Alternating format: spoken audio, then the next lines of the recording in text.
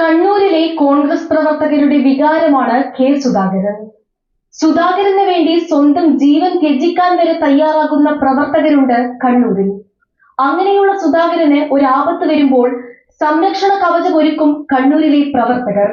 അതേ പ്രവർത്തകർക്ക് തിരിച്ചൊരാപത്ത് വന്നാൽ അവർക്ക് വേണ്ടി ശബ്ദിക്കാനും അവരെ സംരക്ഷിക്കുവാനും മുൻപന്തിയിലുണ്ടാകും KS എന്ന കണ്ണൂരിലെ ഈ കോൺഗ്രസ് നേതാവ്. കെ സുധാകരൻ കോൺഗ്രസ് വിട്ട് BJPയിലേക്ക് പോകുന്നു എന്ന തരത്തിൽ മാധ്യമ വാർത്തകൾ വന്നിരുന്നു. ആ വാർത്ത കേട്ടത് മുതൽ സുധാകരനെ സ്നേഹിക്കുന്ന കണ്ണൂരിലെ പ്രവർത്തകരെല്ലാം വലിയ നിരാശയിലായിരുന്നു. പാർട്ടിയാണ് വലുത്, താൻ പാർട്ടിയേക്കാൾ എത്രയോ ചെറിയവൻ എന്ന സുധാകരന്റെ വാക്കുകൾ കേട്ടപ്പോഴാണ് ഏറെ നേരത്തെ ആകാംക്ഷയ്ക്കും ഉദ്വേഗങ്ങൾക്കും വിരാമമായത്.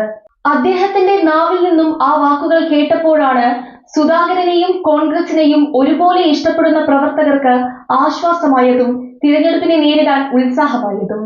തിരഞ്ഞെടുപ്പ് അടുത്തിരിക്കുന്ന ഈ സമയത്ത് അങ്ങനെയെങ്ങാനും ഉണ്ടായാൽ UDFന് കണ്ണൂരിൽ നിന്നും ഒരു സീറ്റ് പോലും നേടാനായെന്ന് വരില്ല.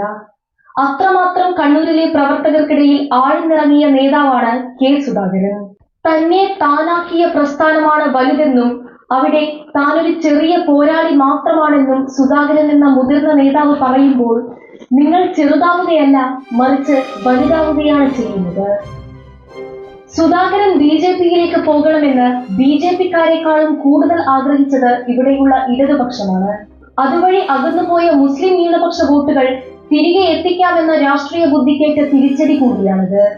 അകന്നുപോയി ചിതറിപ്പോകുമായിരുന്ന കണ്ണൂരിലെ പ്രവർത്തകരെ ഒന്നടങ്കം ഒരിക്കൽ കൂടി ഒന്നിപ്പിച്ച താങ്കളിൽ വിശ്വാസമർപ്പിച്ച് അവർ ഈ തിരഞ്ഞെടുപ്പിനെ നേരിടുകയാണ്.